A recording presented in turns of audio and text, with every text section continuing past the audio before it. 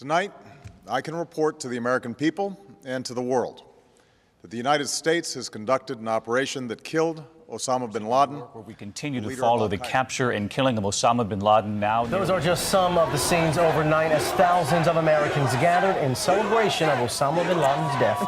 Former Navy SEAL Rob O'Neill says he has thought about the mission every day since that May Day in 2011. From multiple conversations you had with Rob O'Neill over the past year and a half, how'd you get access? And you described that his head kind of exploded when you hit him. I actually hit him 3 times because I shot him twice when he was standing and once on the ground. That is the fucking American badass right there. We are not going for fame and we are not going for bravado. We are going for the single mom who dropped her kids off at elementary school on a Tuesday morning, and then 45 minutes later she jumped to her death out of a skyscraper. If you need help, hang up and then dial your operator. I'm Rob O'Neill, and this is the Operator Podcast.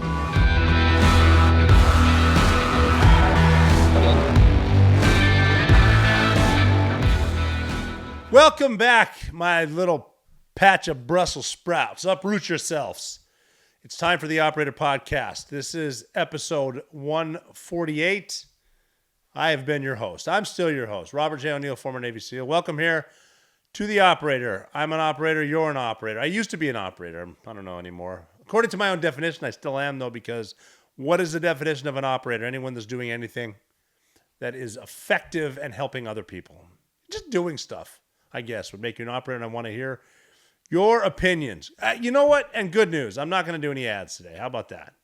We're gonna power through this and see what we see, because there's so much going on, and I've been looking at stuff all day long, and I'm just not quite sure if it's going to be one of those times in life where everything's huge at the time, but then time goes by and you forget about it, because that's going to be just because of the directions that the powers that be will try to steer us. Obviously, what everyone is yapping about is the peace deal in the Middle East, which is crazy when you think about it. President Trump, I think, said something like, we've only been waiting 3,000 years to get here, which is pretty funny. But I think, you know, this is a big win for Donald Trump and his administration. And because we're so politically divided, a lot of the left aren't going to admit it. They're not going to like to. They already don't. We've got Hamas and the Palestinians and the Israelis at the negotiating table signing an agreement, and they're doing it. And that's a good thing. It doesn't matter the pessimism you bring with it or the negative attitudes. That's a good thing, and it should be easy to say, hey, peace is good. I mean, we're so far gone now, too. How are they going to yell free, free Palestine if Palestine's free? It's free now. And be careful what you wish for. Because now that they're free, you know who's been supplying them with everything, too? Infrastructure and water, shit like that. Israel has been.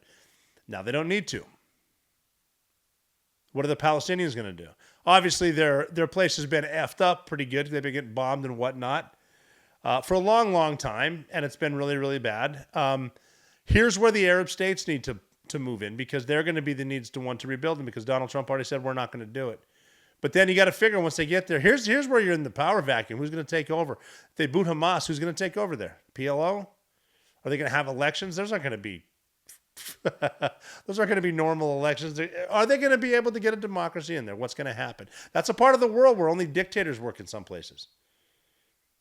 I mean, look at Iraq before we invaded it. Not fun to live in unless you're a Sunni or part of the Hussein family. But then we go in there, chaos. They've got monarchies and stuff over there. Look at Saudi Arabia's got a monarchy, and they're wealthy beyond imagination, but they still behead people at Mecca. I'm a Catholic. I'm pretty upset with the church. I don't want to get into that now, but can you imagine if we were cutting people's heads off based on religion at the Vatican? Probably be some uprising. Nothing said to Saudi Arabia. I guess the only thing you can say is at least they use sharp sabers so the head goes off quickly, which allegedly is one of the most humane ways to die. Not like ISIS and Al Qaeda that like to saw it off with a rusty knife. But you know, that's kind of if you're in a place. Can women drive there yet? I know you got to walk behind males. You got to be with male relatives. But if you're even hinting at that, that's a dictatorship. I mean, you know, look at Afghanistan, the Taliban. That's worse than dictators. But all over the Middle East, dictators. Unless you get rid of them. unless we bomb them or we support someone who rises up or we invent a reason to invade a country and get rid of them. But how's it going to be? The point I'm getting at is who's going to elect? How are they going to get leadership? You're getting leadership now. Or are the Arab countries going to bring guys in there with their construction sites? They're capable of doing it. Saudi Arabia, again, look at what's that thing they're building that's like it's 90 miles long or longer. It's a new city that's like a straight line. The line, is that what it's called? They've got the stuff. I see the big Volvo tractors in there pushing dirt and whatnot, but someone's going to have to take over, and these people in charge of it. And unfortunately, if you're listening from just the United States and don't have a passport, I'm going to break it down for you. It's a violent part of the world. The Palestinians are very violent, and they're raised to be violent and hate the Jews, and their only existence is to destroy Israel. That's it. That's all you're taught. And people aren't born racist, and they're not born hating. They're taught that. And what I'm getting at is people think that everyone's the same. That's why in the UK they're shocked when someone from northwest Pakistan comes in and gets all rapey and stabby. You're different, man. These people have been taught to hate Israel. Why do you think no Arab countries bring in Palestinian refugees? Because everywhere they go, they start shit. And this is a generational fix. Like I said, it'll be interesting. What government's going to go in there and who's going to be willing? And now you got half of our country that's not going to like it because Donald Trump did it. And they're going to hate him. There's a woman from CNN, Christina Amanpour is her name. And she's been at CNN for 40 plus years. She's Persian. She's from Iran. Lived there for like 9 years, moved to the UK, and now she's worked for CNN for 40 years. International correspondent, really good at her job, very biased. Hates Israel and does not like Donald Trump. So it's hard for her. I mean, she was saying stuff too. They were showing videos of the hostages coming back. People these aren't war criminals, people that were at a damn festival, a music festival, or pulled out of their kitchens in the morning on a holiday. And then they finally get back after 2 years. And a lot of people didn't make it. There was only male hostages released. They did release some women and children early on, but a lot of women died there. And you got to wonder why. You ever wonder why that is? Is it possible they got raped so much they can't give them back because people don't know what they did? Probably. I wasn't there. I don't know. I think I know those people. I know what they're capable of. I did see a woman with her ankles cut and blood coming out of the bottom of her shorts near the butt end. Blood from getting her Achilles cut so she couldn't run and then getting raped. A lot. If you're there 2 years, I mean, that's torture. But then Christiana Mapur comes out and says, oh, look, instead of just saying, hey, look, thank goodness they were released, these Israeli hostages. No, these people were probably treated better than Palestinian civilians. Shut the fuck up. Jesus, these people. We're to a point, and I'd like your help. I'm not going to say to my friends on the left, because I'm a little pissed off at them, come up with a solution. Democrats have no solutions. Got a lot of emotional ideas, but no solutions. This is good. If Bernie Sanders did this, I would be saying, good job, Bernie Sanders, but he didn't. Even Joe Biden, here's his, this pissed the left off. But Joe Biden, somebody wrote this for Joe Biden. Here's what he said. The road to this deal was not easy. My administration worked relentlessly to bring hostages home, get relief to Palestinian civilians, and end the war. I commend President Trump and his team for their work to get a renewed ceasefire deal over the finish line. Now, with the backing of the United States and the world, the Middle East is on a path to peace, and I hope endures, and a future for Israelis and Palestinians alike with equal measures of peace, dignity, and safety. Is this going to last? It's a huge thing. Is it going to last? Who knows? Because, again, we're going to spin on to the next thing, but the left already can't acknowledge this. They're pissed off that Joe Biden said this. I'm looking through X here on what were they saying. It says, here's progressive commentator and journalist Mehdi Hassan on X said, you helped fund and arm a genocide, and then when you had a chance to do this same deal at the end, to end it over a year ago, you and Brett McGurk turned it down. That's a guy on X yelling at Joe Biden because they didn't do it. Never good enough for the left. You had a chance, you didn't do it. What's your solution? Free Palestine, is that your solution? From the river to the sea, is that your solution? How about talk to Egypt? Tell them to let some Palestinians in. Or how about talk to the fucking Palestinians? Say, hey, this is some of the best beachfront property in the world. How about this? instead of stealing all the money from USAID and the UN and from Israel, yes, Israel, that gives us aid for our people, instead of building tunnels and buying missiles and making missiles and hiding behind civilians and schools and children and hospitals, which you do, how about this? Let's build a goddamn casino. Yeah, I mean, I know you. The solid jihadis don't listen to music and they don't drink and they don't gamble and they don't smoke, whatever. You just don't drink in public. You can make a lot, get some, look, the war's not working. You're going to lose. Build a casino, make some money, get rich. Allah would love it. I guarantee you Muhammad's cool with that.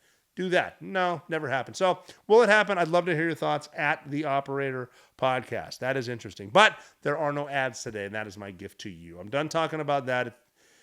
It remains to be seen. I didn't even want to touch on it, but we did there. And then the other thing too is obviously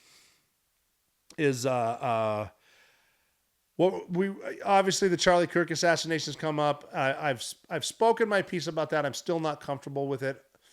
I don't like watching the video. I don't like looking into it, but there's so many questions that are left behind with the lack of the crime scene, with the lack of first responders, cops. Why weren't there any cops around him? Why did they take the camera that was behind him down? Why did they take his lapel off? Why did the shooter that we said is the shooter take apart the gun with a screwdriver that probably wouldn't work on taking apart a 30-06 anyway, leave the screwdriver conveniently with his DNA on it on the rooftop, then jump down without a screwdriver, but he also put the gun back together without a screwdriver?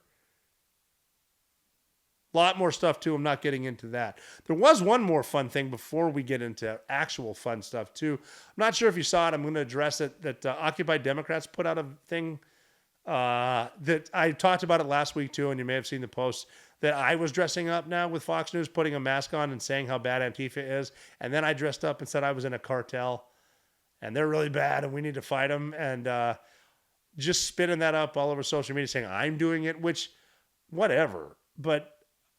I did put on my ex at McCuya an article that came out, and Fox News denied that, saying that's not Rob O'Neill. It's ridiculous that they would say that, but they did.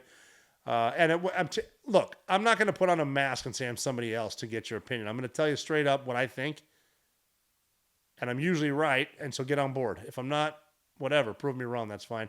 But yeah, that came out. They did take it down, so if you need to see it, I think it's on my site somewhere. But that's just stupid. And then obviously the left comes after me. A lot of people from Butte, Montana, my hometown of Democrats, that don't realize they're not Democrats, but they can't help themselves. And what they're saying is, well, what's the big deal? What are the threats? What are the threats? My family gets death threats now. That's a problem with the left. I don't know if you noticed. They're very violent. I'm not worried about me. If Antifa wants to stop by, come on over, man. I'm not going to make enough food. I'm going to make enough food for one of us. I'll also have enough shovels for one of us, and, I'm not even going to get into what else. But when family members that don't deserve it over a lie, that pisses me off. So that's why I didn't like it. It's not cool. There's plenty of reasons for you to hate me. If you want to hate me, hate me. I'm sure it's out there. But yeah, I didn't do the Antifa thing. I don't care. They're getting their butts kicked now too.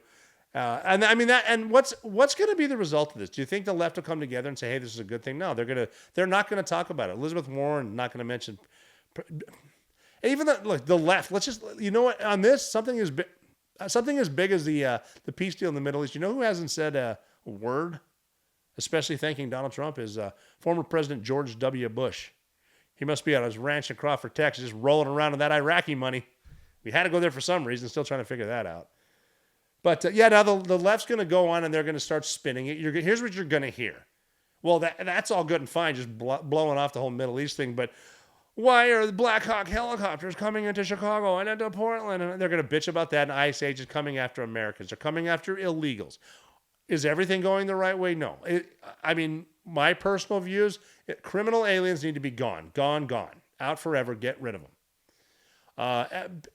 Families that have been here. If there's like a family with the parents who've been here for 20 years and haven't caused any problems, but they're working and productive, there's got to be a better way than snatching them up. We can figure that out. We don't need to prove a political point. Hey, we can roll up and grab you. I still don't think Blackhawks are fast roping special operators to grab someone picking grapes. Or do we have grapes? No, probably grapes is a bad analogy. Pick on whatever we pick here. Pick in your nose. But yeah, they're going to spin it into this whole Gestapo thing. There's the whole No Kings protests. They're coming up this weekend, too. That's why the government's going to remain shut down. They want the free publicity. Democrats. It is the Democrats that are causing this. You need 60 votes in the Senate, which is, hey, that's just the way it is. You should be able to get more Democrats. And Democrats out there listening, hold them accountable. Because I hope the government never reopens. That's just me. And I think it's a perfect opportunity to start firing people. I think everyone's at home that says they're non-essential personnel. That just solves the argument. Fire them right then and there. But that's just not what they're going to do. But yeah, the government shutdown and what they're going to talk about at the No Kings rally, they're not going to. They will mention, but not going to give credit. They're going to say ICE, ICE, ICE, Trump, Trump, Gestapo, fascist, fascist, blah, blah, blah, blah, fucking blah. And for the younger people out there too, I'm getting to the point now, being a half of 100. This isn't, a lot of these aren't my problems anymore. I've mentioned before, I don't want my granddaughter putting on a burqa when she's 5 saying granddad was right, stuff like that. But this will be, if you're younger than me, this will be your problem. A lot of the crap going on. I mean, with the illegal, the reason the illegals are coming here is the reason the borders were open, they were bussed in, they were flown to red states is again for more seats in the House in D.C. They know that if they get more people there, their heads will be counted. They want to, this is what was happening. I'll go more in detail if you're interested, but this is like ad nauseum. Get more people registered for health insurance so we can have that and keep voting Democrat. It's all about power. They don't give a fuck about people. Get that through your head. But here's the issue: they clog the school systems. The Department of Education is doing their part to make us dumb as shit. Our kids, anyway. People can't tell time or sign their names in cursive. They know what they're told to do, though, don't they? You hate Donald Trump. Cool. Why? Because I hate him. Why? I was told to. Okay. Don't think for yourself. Just do what you're told. Regurgitate what you're told, just like you did in school. Get the A. God forbid you think outside the box and see stuff that's actually happening. God forbid you start thinking critically. I'm talking to you if you vote straight down the line. Everyone's an R. Everyone's a D. That's ridiculous. Even when people say we're defending democracy, are you line by line voting? You're defending that? I'm down. Every single issue. Instead of saying, hey, here's for whatever, and then the pork muffins just come in, putting their own pet projects bullshit in there. Democracy is voting for each thing. Every person voted for each thing. That's why we're a constitutional republic. That's why I have a representative. They're not doing what they tell you either. They're telling you what they're telling you. That's about it too. But yeah, the government shutdown. The Democrats aren't going to give credit to the Middle East, and they just really. How about it was 2,000 criminals they released? Where are they going to go? There's going to be shit again. It's just the way it is. But they're going to talk. Obviously, it's going to be Trump's Nazi, fascist. A lot's not going to change. I mean, this is a pretty big deal, but it's not. That's it there. So we covered that. Middle East, there's peace. I do want more clarity on Charlie Kirk assassination, just because we are in a time where telling the truth gets you in trouble. God forbid you question Israel. And I don't mean to put those two so close together. I'm not saying that it gets brought up. I did say some stuff that's gotten out there about why did this happen, why did that happen, and then the one side just says you're not allowed to say anything about Israel ever. And it's like I'm asking questions. That's it. And we should be able to ask questions, but we're at a point now where you will not get in trouble for lying. You will get in trouble for telling the truth or asking questions, simple little baby questions. And you see fights everywhere. I don't know why I brought up Israel right then, just because they do get brought up, but it's like, I've been bashing the left, so you might as well say to the right. It's like, you ever notice that as soon as you ask a question about Israel, anti-Semitic? Great, there's a tactic from the left. You say, hey, why is the borders open? Racist! Oh, fuck you. Why are we always calling names? How about I'll do this. Let's just ask questions, have a dialogue, and then come up with, not even solutions, come up with a 5-point plan. That's what we did when we went after Captain Phillips. When we jumped, we took off from Virginia Beach with like 2 seconds to spare. A number of hours later, we were in the Indian Ocean, but we never thought of how are we going to get him out of there? How are we going to, here is an orange dinghy. I love it saying dinghy, an orange dinghy being towed by a destroyer. We never thought of that. So we went around to everyone. The newest guy, come up with a plan. Come up with a plan. We'll read your plan. We'll narrow it down to 5. We can do that now, couldn't we? Maybe. Like you can start like this. How many testicles do you need to have in order to compete in women's swimming? Let's have a dialogue. God forbid you tell the truth on that one. I was going to say something, but my head almost exploded underneath this hat. So yeah, that's kind of that. We covered that. We talked about this, and then we're going to cover that again too. But just the current events, there's a lot going on. I love Marjorie Taylor Greene out there too. She's just saying that Republicans are just weak. And that's the end of that story there. I was reading that. I was like, she's right. And she does CrossFit. She's a little loud too, and she gets a bad rap because the left hates her. The right hates her. Shit, if everyone's hating you, maybe you're doing something right. But she's not a yes. She is not a yes man. And I can say yes man because how dare I assume her gender. But no, I mean, I don't know. We need more people like that too. Donald Trump's not he wasn't exactly cut and dry Republican, but you need the nomination. You need to be, unfortunately, one of the party to get elected at that level. I mean, you can be from Vermont and be an independent. That's fine. Shit, you can be a socialist in Vermont. That's fine too. I mean, the population, right? I mean, it's like Norway, with universal health care, and they're extremely left. That's why Trump didn't get the Nobel Peace Prize. They just don't like him. But, the lefty policies are going to get you somewhere. They're going to get you Portland. They'll get you Chicago. They'll grenade attacks in Sweden, knifings, gang violence, drugs. What happened there? Huh. I mean, you can blame anybody. You can blame a certain culture, but I'm just going to say open borders, unchecked immigration. That's a problem. It's a problem. Why is it that everyone has to come here? Why can't we go there? We rolled a bunch of white dudes from Butte, Montana into Mogadishu. They're not going to like that. That's going to be a hell of a fight. Butte tough. Count me out, though. I ain't fucking going back. I've never been to Mogadishu. Sorry. I'm not going back. I'm just not going. Got to be careful what you say, too. Stolen valor. Don't want to lie about that shit. So, but what I thought we'd do today, because I'm not doing ads, because I mentioned that before, is it would just be a fun day to do some this day in history. I love those two, historical stuff, and then maybe we can think of some good stories to tell. So we're going to start this day in history, October 15th. Actually, before we kick it off, I mentioned Antifa too, because I'm trying to pick out what's coming next, because the left's got to have a plan, because they have no leadership. They're hurting, man. The Democrats are in trouble. But their newest thing. Remember, in the summer, their keyword was not unalive. That's said a lot too, just to avoid the algorithm. It was disappeared. They show up and they're going to disappear. God, you guys are so ahead of your time. But the thing now, what they're saying is that the Antifa is not even real. They're not even real. What is Antifa?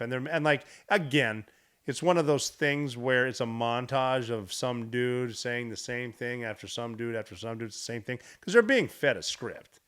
The deep state's telling them what to say because they're the ones paying their paychecks. But now the new one is Antifa's not even an entity. But I was doing a little digging, and then I brought up CNN twice. And I've never had a problem with them. I've been on a couple times, the local and the CNN World. And every time, like Aaron Burnett, Jake Tapper, they've all been good to me. The producers have been good to me. The makeup ladies are awesome at CNN. But Antifa is not an organized unit. That's what they're going to keep saying. It's not organized. And you'll always hear this. You will hear this, like the Proud Boys and the Oath Keepers and QAnon. Okay, so those are... Okay, you're going to bring them up because they're not on your side, but Antifa is not real. Even though in 2017, CNN did produce a documentary called Unleashing the Antifa Movement. And then in 2021, the Biden administration said as part of domestic terrorism discussion, they talked about Antifa. That's just what they're on domestic terrorism 2021. And that's not like QAnon and the Oath Keepers and whatever. I'm not trying to defend anyone here, but I want to do more on Jan 6 too, because they always bring that up too. Tell me for a second that wasn't run by the deep state. Tell me there weren't FBI informants in that crowd. Where's Ray Epps? Stuff like that. The pipe bombs. So much there. But that obviously was the greatest tragedy since the goddamn asteroid hit the Earth and killed the dinosaurs, according to them. Okay, enough getting pissy.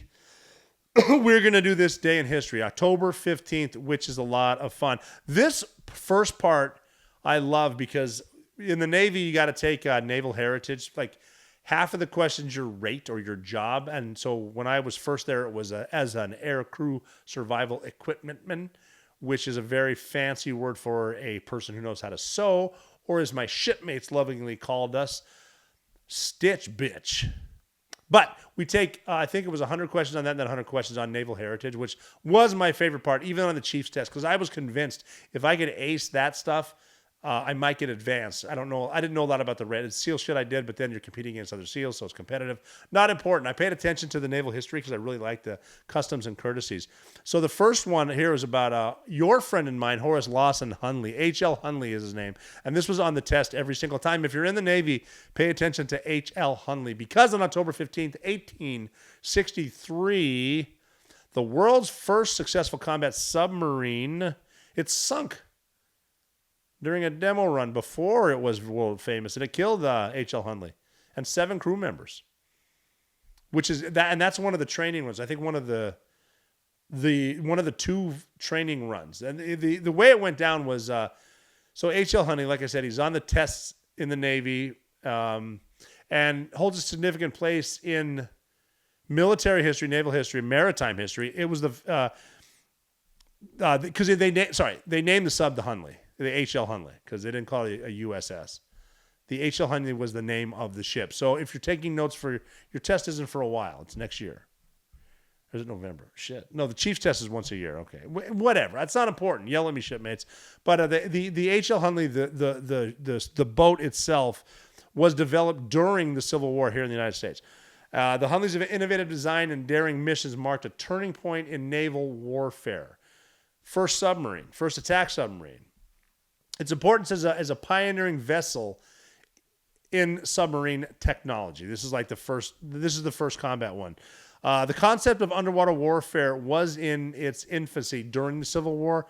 The Confederate States, they were looking for a way to counter the Union's naval superiority. The Union Navy had a blockade around, I want to say, Charlotte, and they wanted to defeat that, to compete with the Union's Navy. So they initiated efforts to develop vessels capable of stealth attacks against their ships. So the H.L. Hunley was conceived by Horace Lawson Hunley. That I would go by that name. I would throw the third on there too. Horace Lawson Hunley III. But he, along with a team of engineers and inventors, sought to create a submarine that could infiltrate enemy lines. Can we get in? Can we infill? Can we attack ships that are blockade? I said Charlotte. I meant Charleston, South Carolina, not Charlotte. But so Charleston, South Carolina. The boat, the Hunley, the sub, was built in Mobile, Alabama, but then it was later moved to Charleston. It's a hand-powered wrought iron cigar-shaped submarine. It was about 40 feet in length. And just a big piece of metal, 40 feet long, and you're cranking that bad boy.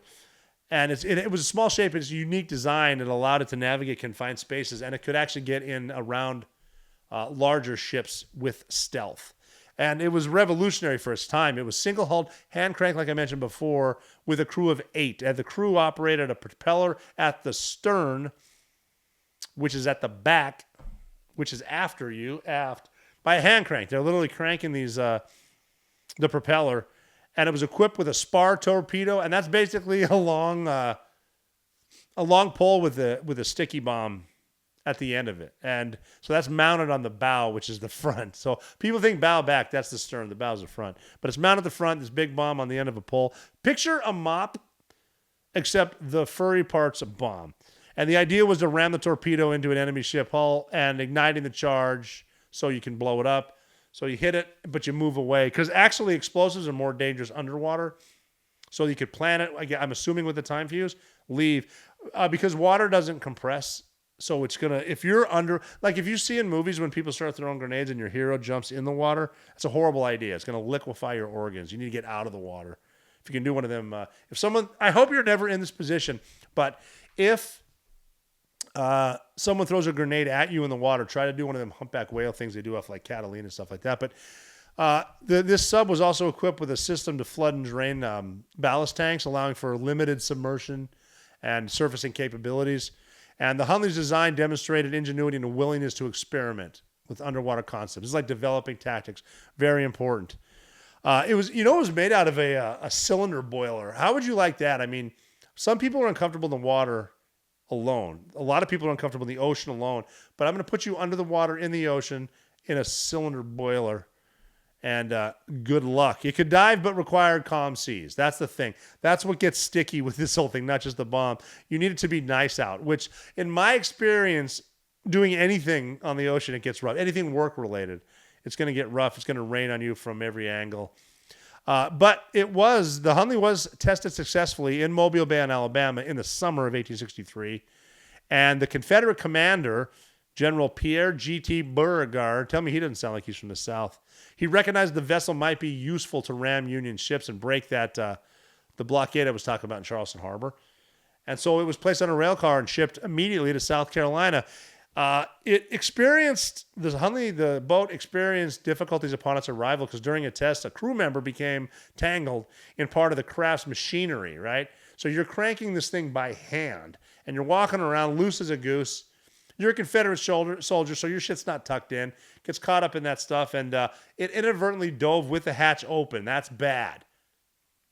That's as bad as trying to put a screen door on a submarine. Horrible. So it sunk. Only 2 dudes survived that accident on the very first dive, testing it, and it was raised and repaired. But guess what the problem is now? It's going to be hard to find a crew. Who's going to go back down there, crank that bitch? Are you willing to assume the risk for the future of this great Confederate nation? So Horace himself, the inventor of the Hunley, Mr. Hunley, he stepped forward and restored he's like, hey, this thing works. I'm confident that we're going to do it.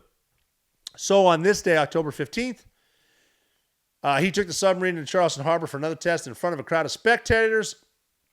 The Hunley slipped below the surface, and it didn't come back. And Horace Hunley and the entire crew perished. Now, what do we do? That is two test runs, both failed. We still want to attack the ship, so what do we do? They got yet another crew ready to go on this bad boy. And because it did sink in October, then later in February 1864, the ship headed out with this new crew out of Charleston and approached, this is going to be on your tests if you're trying to advance, the USS Housatonic. And the Hunley struck a torpedo into the Yankee ship and then backed away before the explosion. The Housatonic sank. It was shallow water, but it did sink. They sunk the ship, and the Hunley became the first submarine to sink a ship in battle. That's pretty cool. That's historic. But the first successful mission was also its last mission because guess what? It sunk again. That's the third. 3 out of 3, baby. Not bad. It sunk before it returned to Charleston, taking yet another crew. So out of those 3... 2 training, 1 combat, 2 dudes survived, and these guys didn't. They didn't. The whole crew, they sunk down there. It was raised in 2000, so it stayed down there that long. It was pretty crazy. Civil War to about 2000, I think it was raised then. And so that famous mission was on February 17th, which is not today, but that was 1864, which is also not today. And it was a successful attack on the Housatonic in the blockade in Charleston, in the bay, in the harbor. And it resulted in the sinking of the ship the first time, like I just mentioned. But so it was rediscovered in 1995. I think it was raised later, but when it was raised and preserved, it was revealed the condition and the tragic loss of the crew because they were still there and they were still in their positions this years later, which is to say that nothing was open. There was no emergency procedure, so I guess there was no panic. Or they were just that cool and they just drowned together. But it's still impressive. It's preserved as a National Historic Site and museum, serving as a testament to ingenuity, bravery, technological experimentation, stuff like that. And it still continues. Just that legacy continues to influence submariners today. Very cool naval strategy. But that's pretty badass. So that was a long, long time ago on this day. But we're going to keep moving forward. October 15th, because on this day, Fly Eagles Fly, the Philadelphia Eagles played their first game in the NFL. Kick ass. And they lost to the mighty New York Giants 56-0. Kind of like last week, the Giants beat the shit out of the Eagles again. If you didn't see my post on X, there was a dude in Philly. Philly fans, man, you can say a lot about them, but you cannot say they are not loyal, and they're passionate. I posted on X a couple days ago. There's a video. The Giants playing the Eagles. Watch the whole thing. The best commentary I've ever heard. On this day in 1951, I Love Lucy, starring Desi Arnaz, obviously Lucille Ball. I should have said her first. Let me start that over. On this day in 1951, I Love Lucy, starring Lucille Ball and Desi Arnaz. It's not I Love Desi. It's I Love Lucy. So it made its debut on CBS. That was pretty cool. I love doing these. I love researching this because you find so much cool stuff. This one got me because on October 15th in 1955, a dude by the name of Buddy Holly opened for Bill Haley and the Comets in Lubbock, Texas. And he was so good he impressed a scout named Eddie Crandell from Nashville, leading to a recording contract. So a Nashville scout, Eddie Cantrell, went in and signed Buddy Holly. Here's what's cool though. Before he performed, he spelled his name Buddy Holly, Holley. But there was a misspelling on the contract, and you got Buddy Holly, Hollly. That's kind of cool on this day in 1955. Also in 1955 on this day, good day for country music, the radio show Grand Ole Opry, his first broadcast on television. And a live hour-long show. This is on ABC. Got to keep it fair. I'm all about equality here. ABC, CBS has been revealed. I mentioned Fox and CNN, if you hadn't noticed. That's pretty cool. There was a spoof on... I have a little bit of a cold. If you're listening, you probably didn't notice, but I've rubbed my nose a few times. And as I'm reading my notes on this day, I can't help but notice some people watching saying, oh, Neil's definitely doing blow. Look at him wipe his nose. Just a cold, baby. I travel a lot. I got kids. I also got the sniffles. But I was thinking about remember that show, Hee Haw? Awesome show. And I saw the Grand Ole Opry. I thought of Hee Haw, and then I also thought of The Simpsons did a spoof on Hee Haw. I forget what it was called, like Yahoo. The Simpsons, and they used to do skits on Hee Haw. I was so young, I don't know if it was good or bad, but they used to have little skits with horrible jokes. There was a funny one with two rednecks on the Simpsons version of Hee Haw, where there's two rednecks, and I'm talking old school, no shirt but coveralls and a big piece of straw and your funny hat, and interrupt this guy in the middle of a story saying, I came home yesterday and I found my wife in bed with my best friend. And his buddy goes, you bit her? And he goes, yeah, bit him too. That was funny. So back to On This Day. This one was funny because of the lyrics.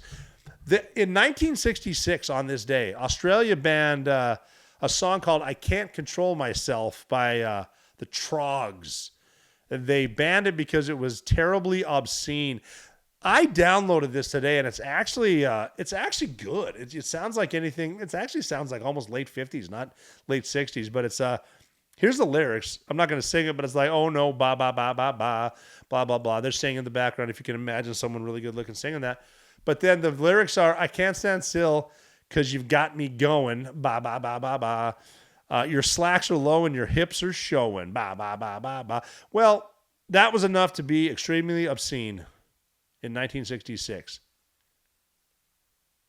It reminds me of that comedian who quoted the lyrics to Wet Ass Pussy. That was number one here in the States. It was not apparently offensive, but Baby It's Cold Outside was. Like I told you, you don't need to have a solution. You just need to yell and scream really, really loud. Don't have an answer. Just complain. On this day in 1968, Al Oder of the U.S. wins the men's discus. Wins the men's discus with an Olympic record of 64.78 meters. You said meters, you lost me. But it was I'm kidding. Stop. It was in the Mexico City Games in 1968. The discus is cool, but the reason I brought this up is it was unprecedented. His fourth consecutive Olympic title in the discus. That's badass, man. They have Frisbee football. They should have discus football. That'd be like rugby. Saw my first rugby match the other day, too. That's just insane. I got to learn the rules of that one. I had a dude from South Africa explain it to me. I gave a speech last week in South Dakota. I flew into Pierre, South Dakota, and I gave a speech at a pheasant hunting lodge. Dude, I had pheasant stew and walleye soup. My God in heaven, I want more of that. Walleye is my favorite, at least local fish. And by local, I mean lake fish in freshwater here. Walleye, man. Walleye's better than halibut, I think. And halibut's really good. So's cod. Halibut out west, cod east, but in the middle, man, walleye. But yeah, I had that. It was really good. Cool crew. I enjoyed myself. But yeah, South Dakota. How did I get South Dakota? What was I? I was saying something. That was it. That was awesome. But in 1971, October 15th, the world's first arcade video game is generally considered to be Computer Space. It was released on this day in 1971. It was created by Nolan Bushnell and Ted Dabney, who later founded Atari. Computer Space was a coin-operated game based on the mainframe computer game Space War and marked the beginning of arcade video game industry. And arcades are still out there. I don't like a lot of the games that are there. They're just not fun. Plus, they cost like $250. If you can use credit cards, that's one thing. But there was something to be said about getting your quarters and throwing them in at 1 quarter per game. And like, remember, you line them up on the thing so you can tell who's playing next. Pac-Man, man, that's where I got into Pac-Man at the Pizza Arcade in Butte, Montana. But we used to do that thing too. Go down to Harding's in Butte, Montana, and you can get 40 tokens for $5, which lasts a while for a kid. Remember Karate Champ? Karate Champ was one of my favorites, and then Gauntlet. I loved Gauntlet, but that's a 4-player game, way before the stuff you have now. Like kids today would be so bored with those games, but I'd still kick your ass at Pac-Man. You got me at Call of Duty though. But yeah, that was this. But that's fun. Finding a retro arcade, I think. Yeah, I'm gonna find one. That's just a blast. Go in there, get a nice soda pop, and play video games. But on this day in 1972, 17-year-old American tennis prodigy Chris Everett wins her inaugural Women's Tennis Association Tour Championship at Boca Raton. That's in Florida. If you don't have a globe, beating Australian Carrie Melville Reid 7-5, 6-4. Her first tour championship. That's badass. 17. You know that she wasn't eligible for the prize money. Didn't get it. Got to be 18. I wonder who got that. I wonder if someone got it. Her family should have. Because in tennis, I mean, your family's going to get you involved in that, right? So here, I had fun studying this. Today, I actually did find out. This pissed me off and freaked me out, though, that I had an AI, I don't know which one. I had an AI platform lie to me 4 different times today, which sucks because that's a trend. Does that mean that AI is going to start lying to us? I hope not. I hope you're not depending on what you were taught in public school. Just yes, I'll say that and regurgitate. I hope you do some research. Trust but verify, right? Trust but verify. But there was some. I had to go through this a lot. So there is I ended up finding out a bunch of cool shit I didn't know. Not all of it's associated with this date, but this first one is because on October 15th in 1977, Arkansas, yes, the university, the Razorbacks' Steve Little kicked a record-tying 67-yard field goal. It was 1977 during a game between Arkansas Razorbacks and the Texas Longhorns. The kick tied the then NCAA record of the longest field goal in college football, which was shared with the Texas Longhorns' Russell Erxelbaum, who said it 2 weeks before that. So two same guys are on the field at the same time. Both could boot it 67 yards. That's crazy.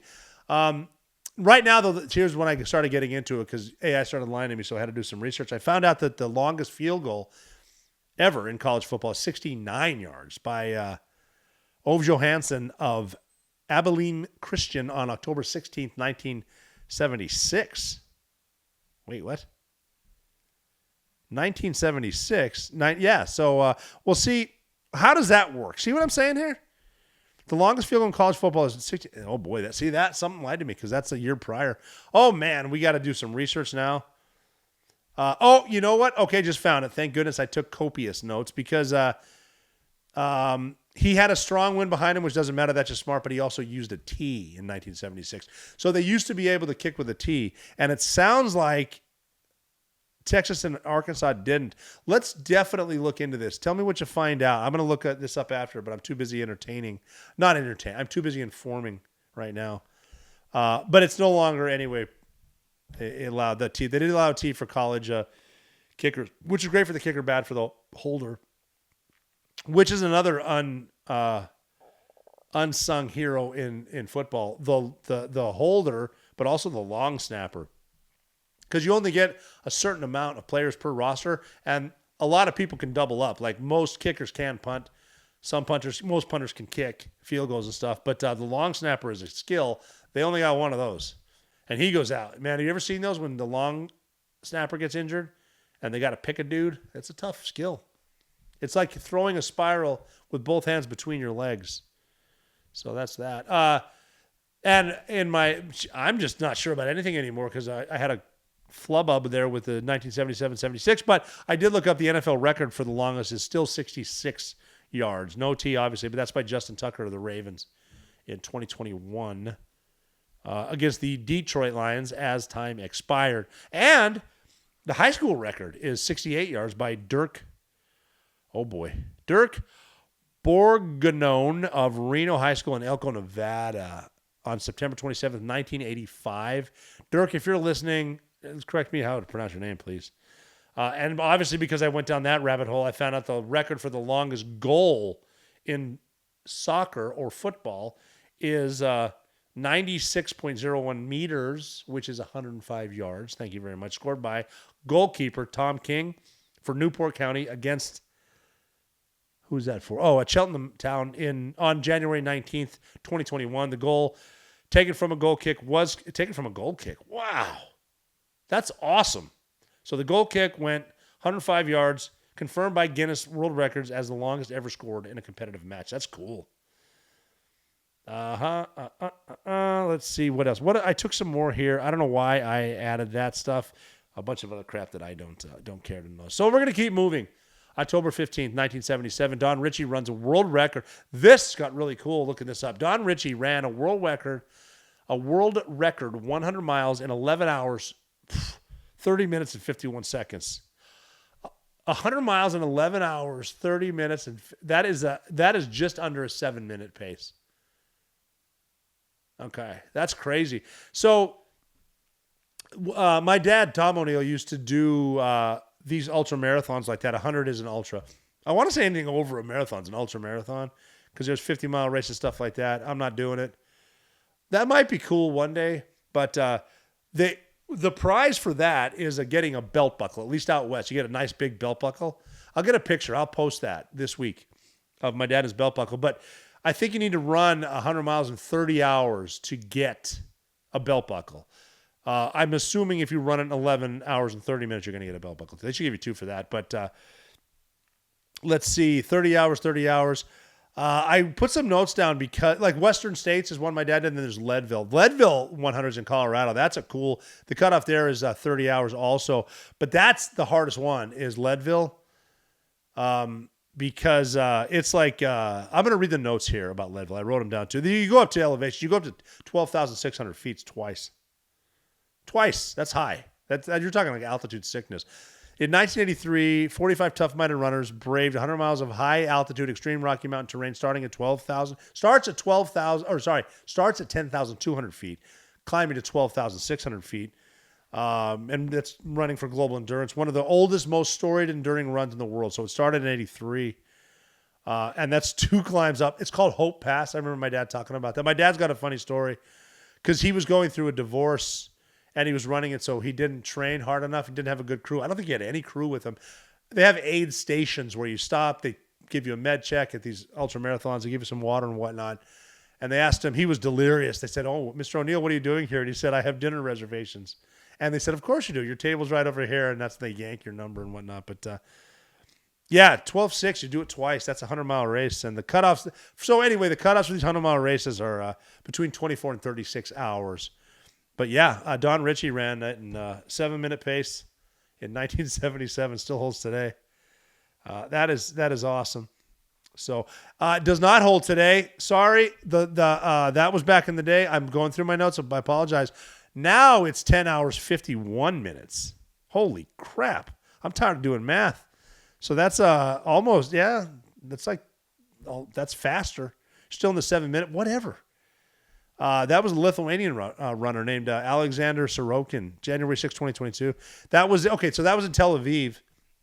So he was probably running fast just to avoid all the missiles and whatnot, but, incredible. And then he also set a record. So this one, not on today's date, but the one in Tel Aviv, he set the record, 10 hours, 51 minutes, 39 seconds, but he also set the new record for the greatest distance run in 12 hours, which is sick, man. 110 miles, 110.237 miles in 12 hours. That's insane. Moving on. On this day, October 15th, 1979, the first Monday night game at Shea Stadium in New York City, Monday Night Football, that is, where the mighty New York Jets, Shea Stadium, beat the Minnesota Vikings 14-7. Here's a fun one on October 15th, 1981. Professional cheerleader Crazy George Henderson. And you know he's crazy because he spelled crazy with a K. Crazy George Henderson leads what is believed to be, are you ready for this?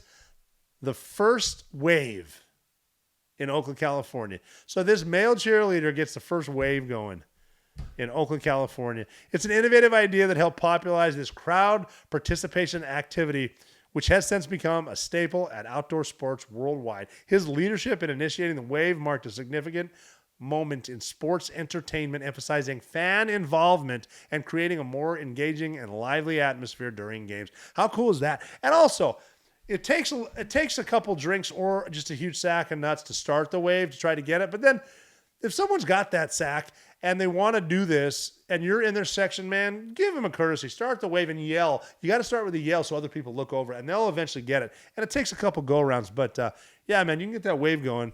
I appreciate Crazy George Henderson. Crazy with a K, that guy. And then in 1983 on this day, Columbia beats Yale in football, 21-18. That's not it. That's important because that was the last win. Columbia went on to lose its next 44 straight games. Damn, man. That's in 1980. I actually remember hearing about that losing streak. I mean, right now, I hope they start losing everything. But Columbia University, 44 straight games. They did snap it, though, on October 8th, 1988. That's a long time. That's 5 years to go without winning. But they beat Princeton 16-13, what I'm sure was a barn burner. In 1983, on this day, this is crazy because this is over in Beirut, too. That's when the Hezbollah blew up the Marine barracks. But before that, there were some snipers that killed one Marine from a distance. And on this day in 83, some Marines opened up on them and killed 5 of their snipers, wounded 1. That's at Beirut International Airport. That's kind of badass. Marines, man, why are you going to shoot at them? I would advise against it. But Semper Fi. On this day in 1984, the CIA, the Central Intelligence Agency Information Act, passes. Okay, so it's known as H.R. 5164, which House of Representatives. It was a law that amended the National Security Act of 1947 to allow the director of the CIA to exempt certain operational files, quote unquote, from the search, review, and disclosure requirements of the Freedom of Information Act, designed to protect sensitive intelligence sources and methods, particularly from Directorate of Operations and the Director of Science and Technology, while allowing for some oversight and judicial review. That's a very fancy way of saying we are going to overtake the government. Stop looking at us. We can do anything we want, and that's that. And I don't even want to get into it because that's what they wanted.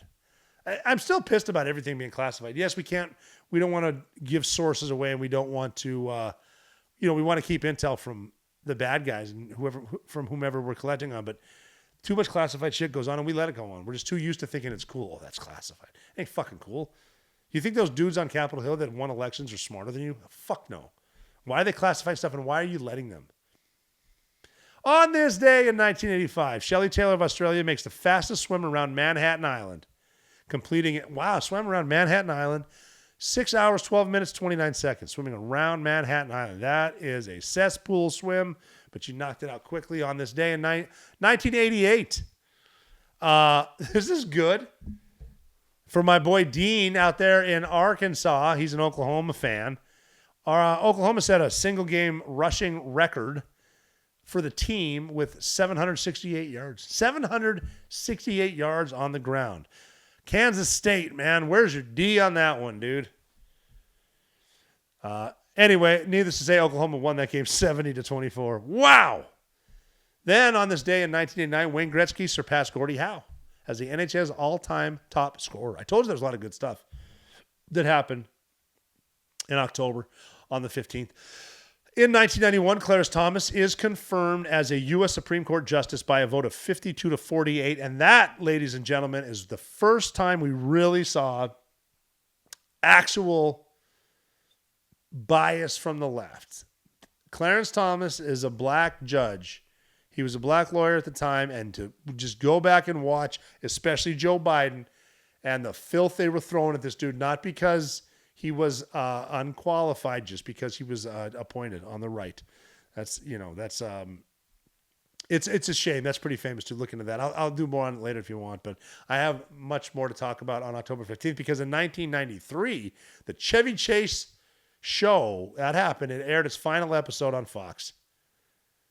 And that was canceled after 5 weeks. I mean, it didn't last. And there was some talk about that. Chevy Chase said he was just sort of out of his element. And he's more of a physical comedy type guy, falling down shit. Maybe not quite in 1993 because he had some injuries due to that stuff. Falling downstairs was his thing. But after 5 weeks, it was canceled. That was on this day. And then in 1995, which is October 15th again, the Carolina Panthers expansion team wins their first game. Who they beat? The mighty New York Jets, 26-15. On this day in 1997, a New York jury awards boxer Mitch Green $45,000 in a civil lawsuit against Iron Mike Tyson for a street brawl outside of Dapper Dan's Clothing in Harlem. Tyson broke his hand. He broke his right hand, hitting Green in the left eye. He hurt Green's eye. That shit got swolled up. You take a hit from the champ, man, Tyson. And I don't care what, He made some shitty choices with marriage, but that's the greatest fighter of all time, I think, right there. You can't argue with primetime Mike Tyson. And then anyway, Green sued him for $25 million, got $45K, which still $45K, but that's a brawl outside that I think Green started. I saw Mike Tyson the other day at a cannabis event in New York. That is a big dude. You can imagine the hands on that guy. And I'm not starting to fight with that dude. What did Chris Rock's joke when Mike Tyson went to prison, and he said, "Can you imagine being?"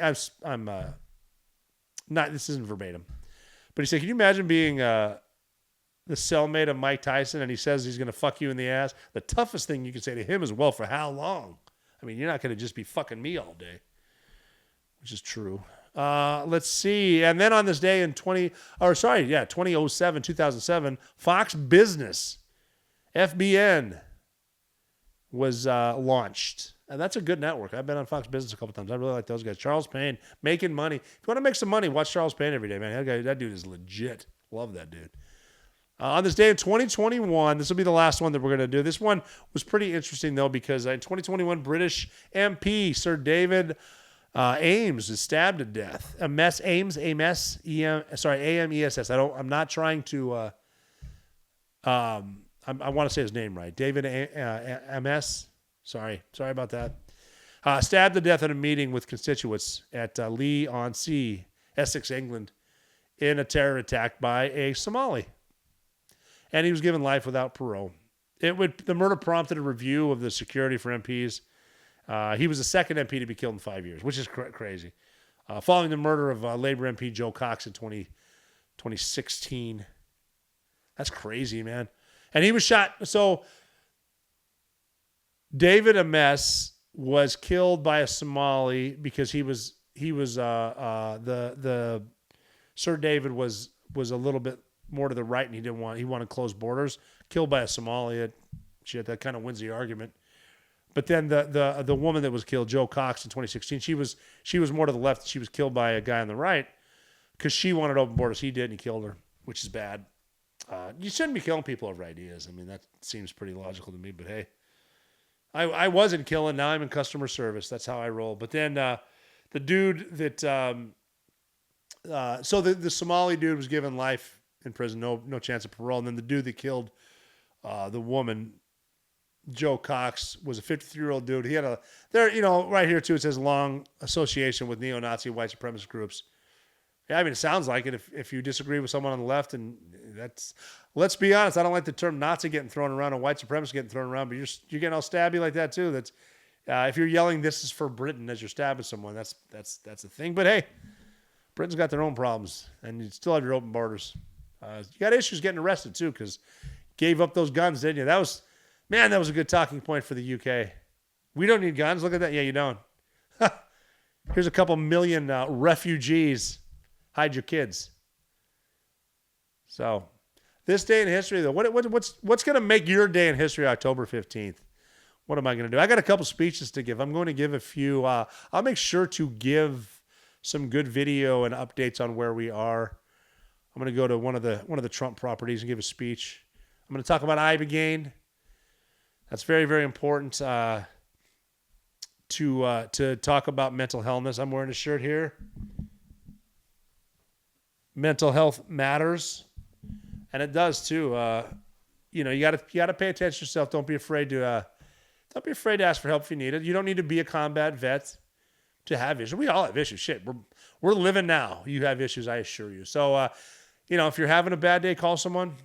If you're having a good day, call someone. You're never out of the fight.